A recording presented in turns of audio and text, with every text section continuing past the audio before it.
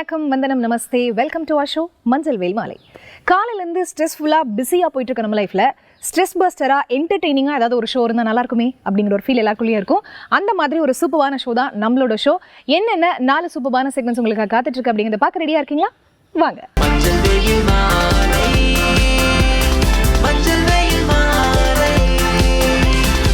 நம்ம ஷோட first segment யோகாசனம்.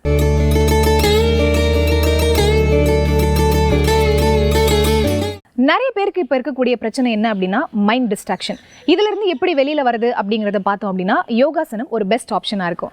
இன்னைக்கு இவங்க சொல்லித்தர போகிற இந்த ஆசனத்தில் என்னென்ன பெனிஃபிட்ஸ் இருக்குது அப்படிங்கிறத பாருங்கள்.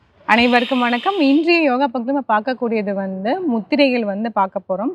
அதை யூரினரி இன்கான்டினன்ஸ் அதுக்காக பார்த்துட்ருக்கோம். நம்ம கடந்த 2 பகுதியில் ஆசனங்கள் பார்த்துட்டு இருந்தோம், ஒரு முத்திரையை பார்த்துட்டு இருந்தோம். இந்த பகுதி 3ல் 2 முத்திரைகள் பார்க்க போகிறோம். ஏன் நம்ம இத்தனை பகுதிகள் போடுறோன்னா, இது ரொம்பவே முக்கியமான ஒரு இதுவாக வந்துடுது. ஆண்கள் ஆகட்டும், பெண்கள் ஆகட்டும், இல்லை பெரியவர்கள் ஆகட்டும், இல்லை நடுத்தர வயதுக்காகட்டும், எல்லாருமே இந்த ப்ராப்ளமை ஃபேஸ் பண்ணுறாங்க. ஸோ அவங்களுக்காக நம்ம இதை பண்ணுறோம். முத்திரைகள்லாம் கொஞ்சம் சுலபமாக பண்ணிடுங்கிறதுனால நம்ம இந்த மாதிரி செஞ்சிட்ருக்கோம். இப்போது அது எப்படி பண்ணுறதுன்னு பார்க்கலாம். முதல் முத்திரை அப்பானா முத்திரை. அப்பானா முத்திரை எப்பயுமே நம்ம உடலில் 5 வாயுகள் இருக்குது. உபபிராணாஸ் அந்த மாதிரிலாம் எல்லாமே இருக்குது, வாயுகளாக இருக்குது. அதில் முக்கியமானது பார்த்திங்கன்னா அப்பானா முத்ரா. அப்பானா முத்ராங்கிறது நம்மளை இந்த கீழே இந்த லோயர் எக்ஸ்ட்ரிமிட்டிஸ்க்காக இது பண்ணுறது, கீழ் நோக்கி போகக்கூடிய அப்பானா வாயு முத்திரை. அந்த முத்திரையை நம்ம கையில் வைக்க போகிறோம். அந்த வாயுவை வைக்க போகிறோம். இப்போ இந்த கைகளை எப்படி வைக்கிறோம்னா, இதில் மோதிர விரல், நடுவிரல், அதுக்கப்புறம் கட்டை விரல், இந்த 3த்தையுமே நம்ம இப்படி சேர்த்து இப்படி வைக்க போகிறோம். அதே மாதிரி இந்த கையில் 2 கையிலையுமே வைக்க போகிறோம். மற்ற 2 விரல்கள் நீட்டி இருக்கும். இப்போ அப்படியே திருப்பிட்டு வச்சுக்கலாம். எந்த ஆசனங்கள் வேணாலும் இருக்கலாம். அப்படி இல்லைன்னா நாற்காலியில் உட்காந்துக்கலாம், படுத்துட்டு செய்யலாம். இல்லை நம்ம ட்ராவல் பண்ணுறோம், பஸ்லேயோ கார்லேயோ நம்ம ட்ராவல் பண்ணோம்னா இது வச்சுக்கலாம். ஒரு ஆழ்ந்த மூச்சு உள்ள இழுத்து வெளியே விடலாம்.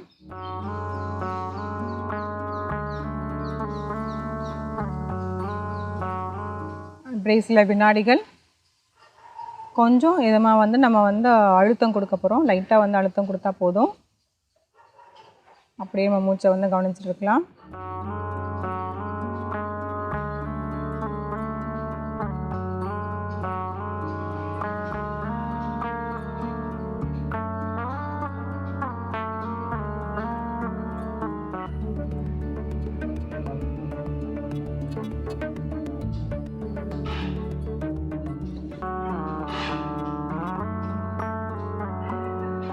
தளர்த்திக்கலாம். இந்த அப்பானா முத்ரா ரொம்பவே நல்லது. அதாவது இதுக்கு மட்டும் இல்லை, இந்த யூரினரி இன்கான்டினன்ஸ்க்கு மட்டும் இல்லை, அதாவது கான்ஸ்டிபேஷன், அதாவது நம்ம இது சொன்னதே இந்த லோயர் எஸ்டிமேட்டிக்ஸ்க்காக சொன்னோம். அதாவது இடுப்பு பகுதியிலேருந்து கீழே வரைக்கும் போகிறதுக்குள்ளே எந்த பிரச்சனையாக இருந்தாலுமே இந்த அப்பானா முத்ரா வைக்கலாம். அப்பானா வாயு முத்திரைன்னு தனியாக இருக்குது. அந்த மாதிரி முத்திரை நம்ம பண்ணும்போது ரொம்பவே பலன்கள் தரக்கூடியதாக இருக்கும். இது கான்ஸ்டிபேஷனுக்காக இருந்தாலும் சரி, இல்லை மூட்டு வலி, இல்லை கால் வலி, எதாக இருந்தாலுக்குமே இந்த முத்திரை ரொம்பவே நல்லது. இந்த முத்திரையை நம்ம முயற்சி பண்ணுங்கள். இப்போ அடுத்தது தளர்த்திக்கலாம். அடுத்த முத்திரை பார்த்தோம்னா அஸ்வினி முத்திரை. அஸ்வினி முத்திரைங்கிறது நம்ம கைகளில் பண்ணக்கூடியது கிடையாது. அதாவது இதில் கண்டிப்பாக வஜ்ராசனில் உட்காந்து பண்ணால் ரொம்பவே நல்லது. வஜ்ராசனம் போட முடியாதவங்க சுக்காசனம், அதாவது சம்மணம் போட்டுட்டு நம்ம உட்காந்துக்கலாம். சம்மணமும் போட முடியலைன்னா, பெரியவங்களாக இருக்காங்கன்னா நாற்காலியில் உட்காந்துட்டு காலை கீழே அப்படியே தொங்க விட்டுட்டு அப்படி பண்ணுறதுனாலும் பண்ணலாம். அது கொஞ்சம் பண்ணுறதுக்கு கொஞ்சம் கஷ்டமாக இருக்க மாதிரி இருக்கும். பட் ஸ்டில் நீங்கள் ட்ரை பண்ணுங்கள். இப்போ என்ன பண்ணுறோம் அப்படின்னு பார்த்தோம்னா, நம்மளோட ஆசன வாயை அப்படியே சுருக்கிட்டு விரிக்க போகிறோம். அதுதான் பண்ண போகிறோம், வேறு ஒன்றும் இல்லை. அதை நம்மளாக அதை உணர்ந்து தான் நம்ம அதை செய்ய முடியும். இதுக்கு வஜ்ராசனில் உட்காந்துட்டு பண்ணும்போது ரொம்பவே சுலபமாக இருக்கும். இனிமேல் வஜ்ராசனத்தில் உட்காந்துட்டு 2 கையிலையுமே முட்டிக்கிட்டு இப்படி வச்சுட்டு முதுகு தண்டை நல்லா நேராக ஆக்கிட்டு நம்மளோட ஆசனம் வாயவை நல்லா அப்படி சுருக்க போகிறோம். சுருக்கிட்டு கொஞ்சம் ஒரு 5 செகண்ட் அந்த மாதிரி ஹோல்ட் பண்ணிவிட்டு அதுக்கப்புறமேட்டு அப்படியே நம்ம விரிக்க போகிறோம். கண்களை மூடிக்கலாம். முடிச்சுட்டு நம்ம கவனம் ஃபுல்லாக அந்த ஆசன வாயுக்கிட்டே இருக்கணும்.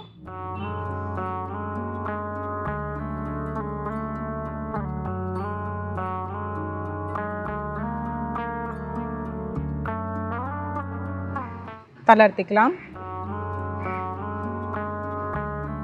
அந்த ஹோல்ட் பண்ணுறது ஒரு 5 செகண்ட் மட்டும் ஹோல்ட் பண்ணால் போதும் ஃபஸ்ட்டு. அதுக்கப்புறமேட்டு நம்ம கிராஜுவலாக இன்க்ரீஸ் பண்ணி ஒரு 7லேருந்து 10 செகண்ட் வரைக்கும் போதும். அதுக்கு மேலே வந்து போக வேண்டாம்.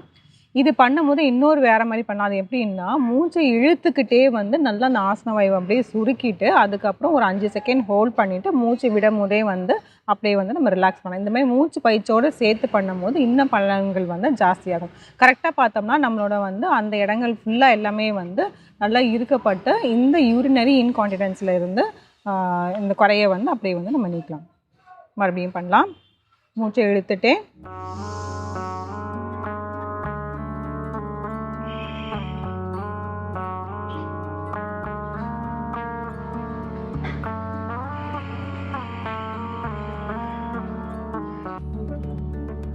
இன்னொரு முறை.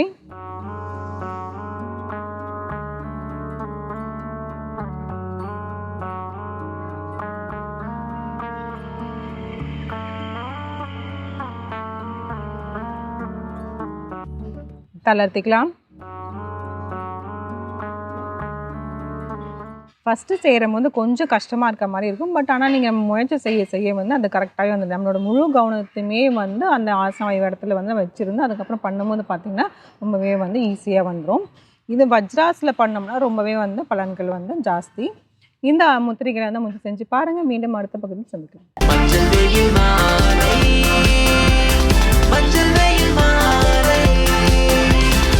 நம்ம ஷோட நெக்ஸ்ட் செக்மெண்ட் இங்கிலீஷில் பேசலாம். இங்கிலீஷில் பேசணும் அப்படிங்கிறது ஆசை இருந்தால் மட்டும் போதாதுங்க. அதுக்காக டெய்லி நம்ம வந்து ப்ராக்டிஸ் பண்ணியே தீரணும். அதுக்காக நேரம் ஒதுக்கணும். இன்றைக்கி இவங்க இந்த செக்மெண்ட்டில் என்ன சொல்லித்தர போகிறாங்க அப்படிங்கிறத பார்த்து கற்றுக்கோங்க. ஹலோ ஃப்ரெண்ட்ஸ், இன்றைக்கி நம்ம இங்கிலீஷில் பேசலாங்கிற நிகழ்ச்சியில் புதுசாக என்னெல்லாம் பார்க்க போகிறோம், ஆல்ரெடி என்னெல்லாம் பார்த்துட்ருக்கோம் அப்படிங்கிற ஒரு சின்ன நினைவூட்டலோட இன்றைக்கான கிளாஸை ஸ்டார்ட் பண்ணிடலாம். ஸோ நம்ம எதை பற்றி பார்த்துட்ருக்கோம்? காலங்கள் இல்லையா? ஸோ அந்த காலங்கள் அப்படிங்கிறது ப்ரெசென்ட் நிகழ்காலத்தில், அண்ட் பாஸ்ட் இறந்த காலத்தில், ஃப்யூச்சர் எதிர்காலத்தில் நீங்கள் என்ன பேச போகிறீங்க அப்படிங்கிறது தான். அந்த ப்ரெசென்ட், பாஸ்ட், ஃப்யூச்சருங்கிற வந்து சிம்பிளாக பேச போகிறீங்களா, பர்ஃபெக்ஷனாக பேசுகிறீங்களா, இல்லை கண்டினியூஸில் பேசுகிறீங்களா அப்படிங்கிறது இருக்கு இல்லையா? ஸோ ஒவ்வொரு காலத்துக்குமே என்ன பண்ணிகிட்ருக்கு, ஒவ்வொரு கைண்ட் ஆஃப் டென்சஸ்ன்னு இருக்குது இல்லையா? ஸோ அப்போ கைண்ட் ஆஃப் டென்சஸ்ன்னு எடுக்கும்போது 12 கைண்ட்ஸ் ஆஃப் டென்சஸ் இருக்குது. ஒவ்வொரு டென்ஸ்க்கும் ஒவ்வொரு ரூல்மே இருக்குது. ஸோ ரூல் பேஸ்டுன்னு கொண்டு வரும்போது நமக்கு என்ன பண்ணலாம்னா நிறைய சென்டென்சஸ் பார்க்க முடியும். அதே மாதிரி ஒரு டயலாக் எழுதுறீங்க, ஒரு எஸ்ஸே ரைட்டிங்ஸ் ஃப்ரேம் பண்ணுறீங்க, இல்லை ஒரு ஸ்கிரிப்ட் எழுதுறீங்க அப்படிங்கும் போது பார்த்தீங்கன்னா உங்களுக்கு அந்த ரைட்டிங் அப்படிங்கிறது ரொம்ப முக்கியம். ஸோ இந்த ரைட்டிங்க்கு வந்து நீங்கள் எழுதக்கூடிய விஷயங்களை வந்து ஏற்றத்தாழ்வோட ப்ரெசென்ட், பாஸ்ட், ஃப்யூச்சர் அப்படிங்கிற ஏற்றத்தாழ்வோடு எழுதும் போது தான் உங்களுக்கு என்ன இருக்கும், அப்படியே ரியலிஸ்டிக்காக அந்த ஒரு சினாரியோ நடந்த மாதிரி ஒரு ஃபீல் இருக்கும் அந்த எழுதுறதுல. நீங்கள் படிக்கும் போதோ இல்லை அதை வாசிக்கும் போதோ அதுதான் ஸ்கிரிப்ட் ரைட்டிங். ஒரு ஸ்கிரிப்டை நீங்கள் எழுதுறீங்கன்னும் போது அந்த அப்ஸ் அண்ட் டவுன் இருந்தால் தான் ரியாலிட்டிங்கிறது அங்கே தெரிய வரும் இல்லையா? ஸோ அது தமிழில் சிலர் எழுதிடுவாங்க, ஓரளவுக்கு வர்ணித்து எழுதிடுவாங்க. இங்கிலீஷில் எழுதுறது தான் ரொம்ப வந்து என்ன பண்ணுவாங்க, கஷ்டப்படுவாங்க. ஸோ அதுக்கு என்ன பண்ணலாம், இந்த மாதிரி தனித்தனியாக சென்டென்சஸ் எழுதிட்டு வரும்போது அதே சென்டென்ஸை வந்து நீங்கள் வந்து என்ன பண்ணலாம், ஒரு பேராகிராஃபாவோ ஒரு டயலாகாவோ ஃப்ரேம் பண்ணும்போது ரொம்ப ஈஸியாக இருக்கும். சரிங்களா? ஸோ அப்படி இருக்கும் போது இந்த ரூலில் நம்ம என்ன பண்ணுறோம், இன்றைக்கான ரூல், இன்னைக்கு கிளாஸ்க்கான ரூல் என்னது, ஃப்யூச்சர் பர்ஃபெக்டன்ஸ் இல்லையா? பர்ஃபெக்ஷனாக பேசுகிற விஷயத்த ஃப்யூச்சரில் பேசுகிறோம். அதே மாதிரி அஃபர்மேட்டிவ் பேஸ் பண்ணி பேசுகிறோம். அந்த அஃபர்மேட்டிவ்ங்கிறது வந்து பாசிட்டிவாவா, நெகட்டிவாவா, இல்லை இன்ட்ராகேட்டிவ், இந்த மாதிரியான அஃபர்மேஷன் பேஸ் பண்ணி எழுதுகிறோம். ஒரு அஃபர்மேட்டிவ் கேள்வி அப்படின்னு எடுக்கிறோம் அப்படின்னா அதுக்கான பதில் பாசிட்டிவ், நெகட்டிவ் அப்படிங்கிற 2 விதமான பதில்கள் கொடுக்கலாம் இல்லையா? ஸோ அப்படி இருக்கும் போது இன்றைக்கான ரூல், இன்றைக்கான அஃபர்மேஷன் என்ன வெர்ப் ஃபார்ம் அப்படிங்கிறத பார்க்கலாம் வாங்க. இன்றைக்கான ரூல் வந்து future perfect tense.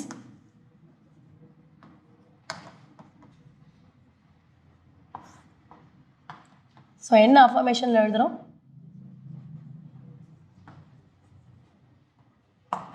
interrogative, which is indicate the question mark.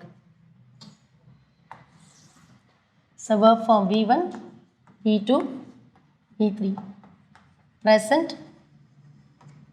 past, past participle. So verb இருக்கு. ஸோ இன்றைக்கான verb என்ன அப்படின்னா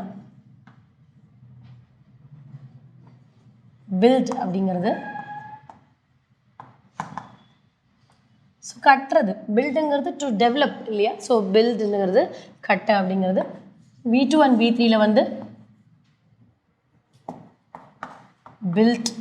பில்ட்னா கட்டப்பட்டது. ஸோ பில்ட் அப்படிங்கிறது ஸோ verb ஃபார்ம். ஸோ இப்போ சப்ஜெக்ட் என்ன இருக்குன்னு பார்த்துடலாம்.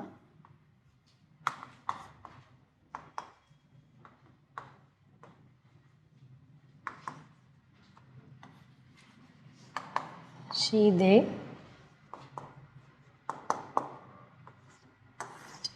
ஸோ இதெல்லாம் எங்கே இருக்குது? சப்ஜெக்டில் இருக்குது. அப்போ வேர்ப் அங்கே இருக்குது. இப்போ சப்ஜெக்ட் முடிஞ்சிச்சு, வேர்பு ரெடி. தென் ரூல் ஃப்ரேம் பண்ண போகிறோம்.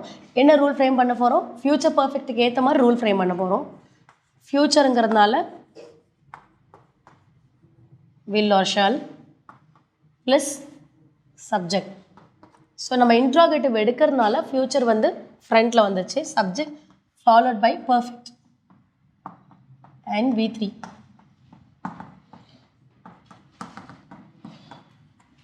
V3 தான் என்ன பண்ணுது? which is indicate past participle அப்படிங்கிறது. அப்போ will or shall, future and subject, have, then V3 frame ஆயிடுச்சு. எக்ஸாம்பிள், ஸோ will அப்படின்னு எடுத்தாச்சு. சப்ஜெக்ட் வந்து they, will they have, will they have built அப்படின்னா அவங்க வந்து கட்டப்பட்டிருப்பார்களா அப்படிங்கிறது. எதை அப்படிங்கும் போது ஸோ அப்போ என்ன பண்ணணும்?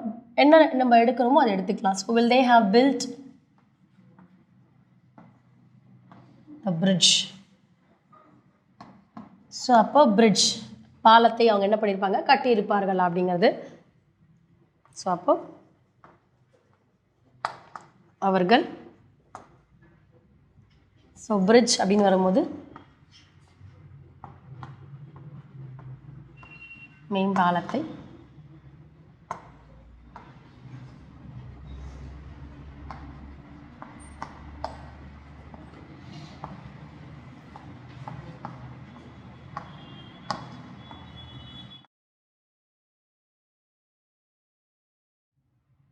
அவர்கள் மேம்பாலத்தை கட்டி இருப்பார்களா அப்படிங்கிறது. ஸோ அப்போ அவங்க இந்த பிரிட்ஜை கட்டி இருப்பாங்களாங்கிறது. இது இன்ட்ரோகேட்டிவ். இதுக்கு ஆன்சர் எழுதுறேன் பாசிட்டிவ்ல. எப்படி ஆன்சர் எழுதுறேன்னா, they will have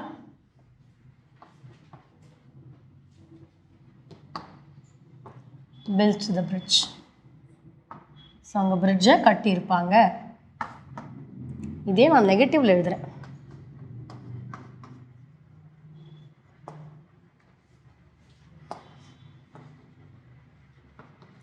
they will not have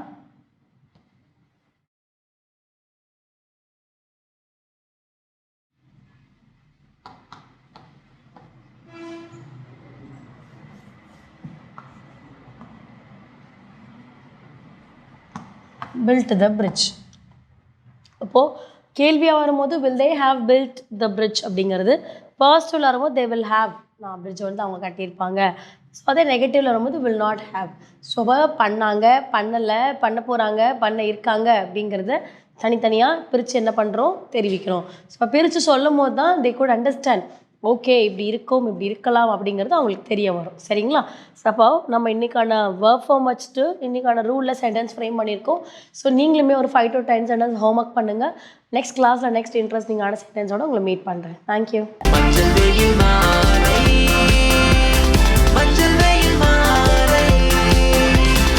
நம்ம ஷோட நெக்ஸ்ட் செக்மெண்ட் தெரிந்து கொள்வோம்.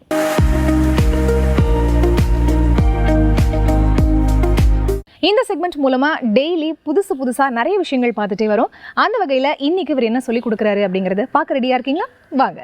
வசந்த் டிவி ரசிகர்களுக்கு வணக்கம். இன்னைக்கும் நம்மளுடைய தெரிந்து கொள்வோம் நிகழ்ச்சியில் தெரியாத பல விஷயங்களை தான் தெரிஞ்சுக்க போகிறோம்.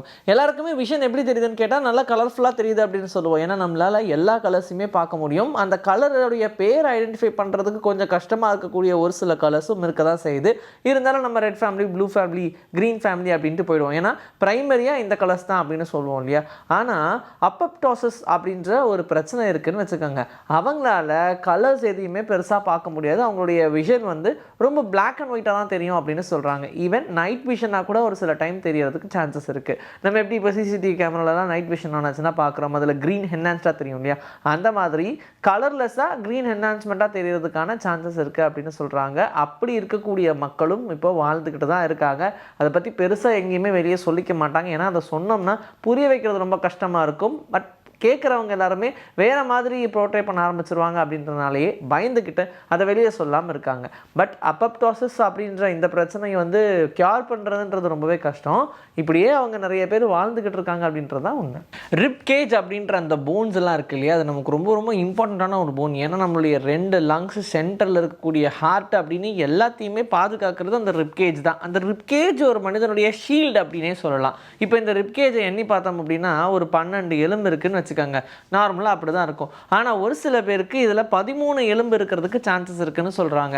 200ல் ஒருத்தங்களுக்கு 13 எலும்பு அவங்களுடைய ரிப் கேஜில் இருக்குமா. அதை நம்மளே ஈஸியாக கூட எண்ணி பார்க்கலாம். அப்படியே கை வச்சாலே தெரிஞ்சிடும். ரொம்ப லீனாக இருக்கிறவங்களுக்குலாம் பார்த்தாலே தெரிஞ்சிடும்ன்ற மாதிரி அந்த ரிப்கேஜ் என்ற மாதிரி தான் இருக்கும். ஒருவேளை அந்த ரிப்கேஜில் 13 போன்ஸ் இருக்குன்னு வச்சுக்கோங்க, அப்போது நீங்களும் கொஞ்சம் ரேரான பர்சன் தான்.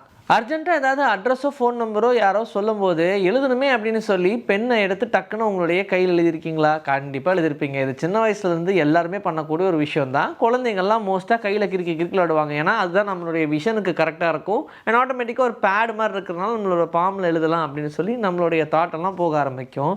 கையில் இருக்கக்கூடிய பாம்பை மட்டும் போர்டாக பார்க்காம டோட்டல் பாடியே நீங்கள் போர்டாக பார்க்கலாங்க அப்படின்ற மாதிரியான ஒரு விஷயம் இருக்குது. ஆனால் இதில் எழுதுறதுக்கு பெண்ணெல்லாம் தேவையில்லை. நெகம் மாதிரி ஏதாவது ஷார்ப்பான ஆப்ஜெக்ட் வச்சு ஸ்கின்ல எழுதினாலே போதும். டெர்மோகிராஃபி அப்படின்ற பிரச்சனை இருந்துச்சுன்னு வச்சுக்கோங்க, இது மற்றவங்களுக்கெல்லாம் வந்து என்ன அது இப்படி ஒரு விஷயமா அதிசயமாக இருக்கே அப்படின்னு இருக்கும். ஆனால் வச்சிருக்கிறவங்களுக்கு தான் தெரியும் எவ்வளோ பெரிய பிரச்சனைன்னு. இந்த டெர்மோகிராஃபி அப்படின்ற பிரச்சனை இருக்கிறவங்க ஜஸ்ட் அவங்களுடைய ஸ்கின்ல ஷார்ப்பான ஒரு ஆப்ஜெக்ட் வச்சு எழுதுனாங்கன்னா அப்படியே போர்டில் எழுதுன மாதிரியே இருக்கும். ஈவன் அது அழியறதுக்கு 10லேருந்து ஒரு 12 நிமிஷம் வரைக்கும் ஆகும்னு சொல்கிறாங்க. அது வரைக்கும் அப்படியே இருக்குமா. அவசரத்துக்கு நம்மலாம் பெண்ணை தேடி எழுதணும்னு அவசியம். ஆனால் அவங்களுக்கு அந்த அவசியமே இல்லை. ஜஸ்ட் ஏதாவது ஷார்ப்பாக இருக்கிறத வச்சு எழுதினாலே அப்படியே ரிட்டர்னில் இருக்கும். ஒரு 10 நிமிஷத்தில் அவங்க வேறு எதுலையாவது காப்பி பண்ணிக்கலாம். அதுக்கப்புறம் அதுவே மறைஞ்சிடும்னு சொல்கிறாங்க. பார்த்தீங்களா எப்படியெல்லாம் இருக்குது பிரச்சனைன்னு. மனிதனுடைய தேவைக்காக தான் ஒவ்வொரு விஷயங்களும் மாற்றிக்கிட்டு இருக்கோம். அப்படி தான் நம்ம ஃபுட்பால், பேஸ்கெட் பால் அப்படின்னு வாலிபால் இது எல்லாத்தையும் பிரித்து வச்சுருப்போம். இதோடைய சர்க்கம்ஃபரன்ஸ் எல்லாமே வேறு வேறையாக இருக்கும். விளையாடுற விதம் எல்லாம் வேறு மாதிரியாக இருக்கும். இப்போ ஃபுட்பால் எடுத்து நம்ம கையில் அடித்து விளையாடலாம் அப்படின்னு நினைப்போம். அதே பேஸ்பால் எடுத்து கையில் அடித்து விளையாட முடியுமா? அந்த மாதிரிலாம் பிரச்சனைகள் இருக்குது. இது எல்லாத்தையும் டேக்கிள் பண்ணும் அப்படின்றதுக்காக தான் ஒவ்வொன்றையும் ஒவ்வொரு மாதிரியான டிசைனில் உருவாக்குனாங்க. இப்போ வாலிபால்னால் அதை கையில் அடித்து விளையாடலாம். அது காலில் அடித்தா நம்ம கால் வலிக்காது. ஆனால் ரொம்ப ஸ்ட்ராங்காக இருக்கக்கூடிய பேஸ்கெட் பாலை கையில் அடித்தா நமக்கு வலிக்கும். அதை பிடிச்சி தான் தூக்கி போட முடியும். இப்படி ஒவ்வொரு பாலுமே ஒவ்வொரு வகையில் தான் தயாரிச்சிருப்பாங்க. இப்போது இந்த பால்லாம் தயாரித்தது மட்டும் இல்லாமல் அதுக்கான கேமை உருவாக்கி அந்த கேமை கேப்சரும் பண்ணி அதை டெலிவிஷன்லலாம் போடுறாங்க இல்லையா. இப்போயே நம்ம கிரிக்கெட் மேட்செல்லாம் உட்காந்து பார்க்குறோம், ஃபீஃபா மேட்செல்லாம் உட்காந்து பார்க்குறோம். அதுலேயே இந்த பேஸ்கெட் பால், ஃபுட்பால் இது எல்லாத்துடைய கலர்ஸுமே இப்போ தான் ரீசெண்டாக சேஞ்ச் பண்ணாங்க. அதுலேயும் குறிப்பாக இந்த ஃபுட்பாலோடைய கலர் சேஞ்ச் பண்ணதுக்காக ஒரு ரீசன் இருக்குது. முன்னாடி ஃபுட்பாலோடைய கலர் ப்ரௌன் கலரில் தான் இருந்திருக்கு. ஆனால் அந்த ப்ரௌன் கலர் டிவியில் கேமராவில் கேப்சர் பண்ணி பிளாக் அண்ட் ஒயிட் டிவியில் பார்க்கும்போது தெரிய மாட்டேங்குதே அப்படின்றதுக்காக பிளாக் அண்ட் ஒயிட்லேயே பாலை ரெடி பண்ணுவோம் அப்படின்னு சொல்லியான ஒரு ஸ்ட்ரக்சர் தான் பிளாக் அண்ட் ஒயிட்டில் அந்த ஃபுட்பாலை ரெடி பண்ணாங்க. அது இப்போ வரைக்கும் நம்ம பார்த்துக்கிட்டு இருக்கோம். ஈவன் தோ நம்ம கலர்லெஸ் டிவியில் பார்த்துக்கிட்டு இருந்திருந்தாலும் இப்போ கலர் டிவிக்கு மாறி இருந்தாலும் ஃபுட்பாலோடைய கலர் மாறாமல் இப்போ வரைக்கும் பிளாக் அண்ட் ஒயிட்லேயே இருக்குது. ஏன்னா அது ஒரு ஐகானாகவே இந்த வேர்ல்டில் கிரியேட் ஆயிடுச்சு. மனோரியா இம்பெர்சா அப்படின்ற ஒரு வகையான டர்ட்டில் வகைகள் இருக்குது. இது கிட்டத்தட்ட உலகத்திலேயே 14 தான் எக்ஸிஸ்டிங்காக இருந்துச்சு. போக போக இந்த உயிரினமே அழிஞ்சு போயிடும் அப்படின்ற மாதிரி சொன்னாங்க. குறிப்பாக இந்த வகையான டர்ட்டில். அப்போ என்ன பண்ணாங்கன்னா டியாகோ அப்படின்ற ஒரு டர்ட்டிலை மட்டும் எடுத்து அடாப்ட் பண்ணி அதை வளர்க்க ஆரம்பித்தாங்க. அது கூட ப்ரீட் பண்ணுறதுக்கு பிளான் பண்ணாங்க. அப்புறம் பார்த்தா டக்குன்னு அந்த ஒரு டர்ட்டிலால் மட்டுமே 800 டர்ட்டில்ஸ் வர ஆரம்பிச்சிருச்சு அப்படின்னு சொல்கிறாங்க. இதன் காரணமாக அந்த டர்ட்டில் என்டேஞ்சர்லேருந்து தப்பிச்சிருச்சு. ஸோ மனிதனால் நினச்சா உருவாக்குறது மட்டும் இல்லை, அதை தக்க வச்சுக்கவும் முடியும் அப்படின்ற மாதிரி தான் பிளான் பண்ணாங்க. இப்போது என்டேஞ்சரில் இருக்கக்கூடிய ஸ்பீசிஸ், அதாவது அழிஞ்சிக்கிட்டு இருக்கக்கூடிய ஸ்பீசிஸ் எல்லாத்தையும் தேடி தனியாக அதை உருவாக்கணும் அப்படின்றதுக்காகவே பிளான் பண்ணிவிட்டு அதுக்காகவே நிறைய ஆர்கனைசேஷன் செயல்பட ஆரம்பிச்சிருக்காங்க. கம்ப்யூட்டருடைய சைஸ் ரொம்ப பெருசாக இருக்குது அப்படின்றதுக்காக தான் அதை குறைச்சி லேப்டாப்பு அது இல்லாமல் டேப் அப்படின்னு வந்துச்சு. இருந்தாலும் என்னென்னலாம் கம்ப்யூட்டர் பண்ணதோ அதெல்லாம் பண்ண முடியலையப்பா அப்படின்னு சொல்லி டெஸ்க்டாப் அப்படின்ற ஒரு விஷயத்தையும் உருவாக்குனாங்க. ஆனாலும் பத்தலை, இன்னும் ஏதாவது விஷயத்தை கண்டுபிடிச்சிட்டே இருக்கணும் அப்படின்றதுக்காகவே யூனிவர்சிட்டி ஆஃப் மிச்சிகன் அப்படின்ற அந்த யூனிவர்சிட்டியில் ரொம்ப சின்னதாக ஒரு கம்ப்யூட்டரை கண்டுபிடிச்சிருக்காங்க. அது எவ்வளோ தெரியுமா? 0.1 மில்லிமீட்டருக்கு. அப்படின்னா நம்ம யூஸ் பண்ணுற அரிசியை விட ரொம்ப சின்னதான ஒரு கம்ப்யூட்டரை கண்டுபிடிச்சிருக்காங்க. இதுவே ஒரு பெரிய சாதனைப்பா உலகத்தில் அப்படின்ற மாதிரி தான் சொல்கிறாங்க. இன்றைக்கி நம்மளுடைய தெரிந்து கொள்வோம் நிகழ்ச்சியில் தெரியாத பல விஷயங்கள் தெரிஞ்சுக்கிட்டோம். இதே மாதிரி சூப்பரான கண்டென்ட்டோட உங்களை நான் வந்து சந்திக்கிறேன். This is bye from Vijayasri. Take care. இன்னைக்கு நம்மளோட மஞ்சள் வேல்மாலை ஷோவில் நீங்கள் பார்த்த எல்லா செக்மெண்ட்ஸுமே உங்களுக்கு ரொம்ப பிடிச்சிருக்கும், யூஸ்ஃபுல்லாக இருந்திருக்கும் அப்படின்னு நினைக்கிறேன். இதே மாதிரி ஒரு சூப்பரான வண்டர்ஃபுல்லான எபிசோடோட மீண்டும் சந்திப்போம். Until then it's by from Farida and மஞ்சள் வேல் மாலை டீம்.